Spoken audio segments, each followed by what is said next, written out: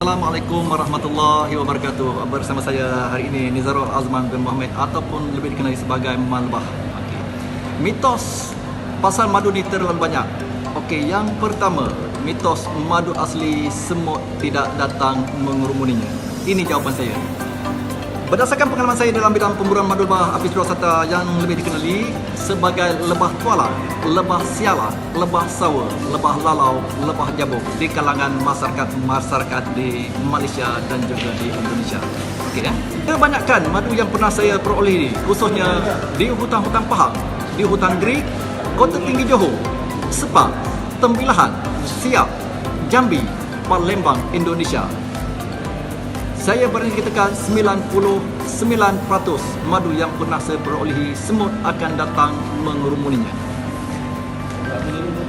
Tetapi ada di kalangan bunga semut tidak suka manisannya. Itu mungkin disebabkan faktor pemakanan nektar yang diambil daripada bunga-bungaan. Semut tidak suka. Ini yang saya dapatkan jawapan daripada seorang prof daripada Universiti Malaysia Pantai Timur.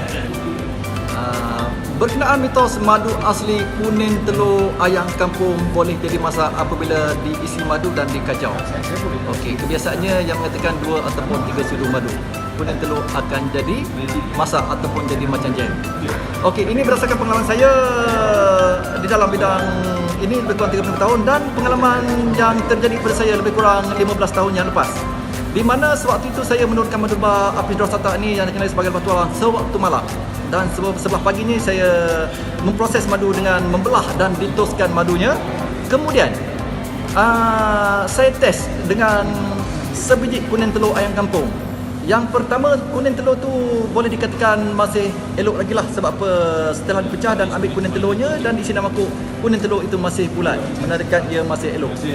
Untuk yang pertama ini, saya cuba masukkan 1 sudu, 2 sudu madu kacau, tidak jadi apa-apa, masih cair, tidak masak ataupun pekat. Sehingga 6 sudu madu saya isi, masih tidak terjadi masak ataupun pekat. Jadi, saya test pula dengan telur yang kedua. Telur yang kedua ni saya buat macam yang sama pertama tadi juga, ambil kuning saja dan saya cuba dengan 1-2 sudu madu saja. Kuning telur tadi menjadi masak ataupun pekat. Saya dapat buat kesimpulannya, mungkin tahap kepanasan madu yang pertama. Mungkin tahap kepanasan madu yang saya ambil ni tidak cukup panas. Dia tidak mampu masakkan telur yang agak lama tapi telur yang baru masak. Okey, tahap kepanasan madu tadi bergantung pada sumber pemakanan nektar yang ada di persekitaran yang diduduki lebah tersebut. Kebanyakan kita dengar cerita berkenaan madu asli. Untuk mengamalkan madu asli tidak elok menggunakan sudu besi. Okey, ini saya dapatkan daripada satu jawapan daripada profesor daripada Universiti Malaysia Pantai Timur. Adakah saya bertanya kepada profesor, adakah menggunakan sudu besi akan menjejaskan kualiti madu tersebut, akan menghilangkan khasiat dia? Ini jawapan profesor tersebut. Adakah setelah madu diisi dalam sudu besi tadi, dia akan berubah rasa ataupun color? Sebab apa? Dalam masa yang terlalu singkat, lebih kurang 10 second saja, maknanya madu tu tidak sempat berubah rasa dan berlakunya perubahan warna. Bagi profesor tersebut, tidak ada apa-apa masalah. Wallahu ta'ala. Banyak yang mengatakan madu asli tidak boleh kalau diletak di ekspor untuk ujian madu asli keaslian madu tersebut. Kalau diisi dalam ekspor, kalau berlaku menapan berkristal ataupun macam bergula, itu tidak asli. Itu pun jawapan yang tidak betul. Sebab apa, di dalam madu ini dia banyak kandungan dia. Contoh yang saya ingatlah, ada glukos, sukrus, fruktosa. Jadi kandungan air. Ada lagi bahan-bahan lain tapi saya tidak ingat ya. Jadi benda-benda inilah apa kita masukkan madu ke dalam ais pop dalam suhu yang agak sejuk. Dia kandungan air tadi diikat oleh bahan-bahan yang saya sebutkan tadi, maka terbentuknya lah kristal, mendapan kristal. Tapi mendapat kristal pelbagai. Dia bergantung pada sumber pemakanan bunga yang sumber nektar yang diperoleh oleh lebah tersebut. Bermacam-macam dia punya keadaan kristal tersebut. Dia bermacam-macam bentuk. Jadi berlakunya endapan ataupun tidak, kita tidak boleh nak kata madu tu original tidak original, tidak boleh. Semuanya bergantung pada sumber pemakanan persekitaran. Banyak yang saya dengar cerita pasal madu daripada si penjual madu di kalangan orang yang hebat berniaga madu mengatakan untuk menguji ketulenan madu dengan kaedah dia kata tepat, yang mana piring putih diisi air kosong di dalam piring tersebut, kemudian diisi madu 1 ke 2 sudu, lebih pun mungkin tidak masalah.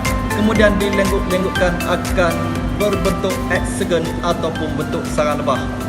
Saya katakan kaedah ini langsung tidak boleh diguna pakai kerana saya ada hujah dia. Yang pertama, kalau madu itu diperolehi sewaktu musim kemarau panas berpanjangan, kandungan air dalam madu itu agak kurang, madu itu agak tingkat. Sewaktu ini mungkin kaedah yang dikatakan tadi boleh diguna pakai, tetapi apabila tuaian dilakukan sewaktu hujan, musim yang ada madu hujan, ditambah pula cuaca kita ni khatulistiwa panas sebab kandungan air dalam madu agak tinggi, 22 sampai 28 ada yang lebih peratus kandungan air itu, dan ditambah pula tuaian madu itu dilakukan sewaktu sarang lebah terlalu muda, madu dia agak cair. Sewaktu ini kalau kita menggunakan kaedah yang disebutkan tadi, madu apabila kita masuk saja di dalam piring putih yang diisi air, dia akan bencar. Kalau kita lengguk, dia dah bencar, dia tidak terbentuk lagi sarang lebah ataupun bentuk hexagon. Itulah jawapan daripada saya. Ada juga yang mengatakan kalau nak menguji ketulenan madu, yang mana dicelup mancis api, kemudian dibiarkan beberapa minit, kemudian gesekkan. Kalau madu tu original, dia akan menjala. Ini jawapannya. Sewaktu kalau madu tu agak pekat, kandungan dia kurang, mungkin sewaktu itu kaedah yang dikatakan tadi boleh diguna pakai. Tetapi kalau madu tu agak cair, kandungan agak tinggi, mancis api akan lemau, dia tidak akan menyala.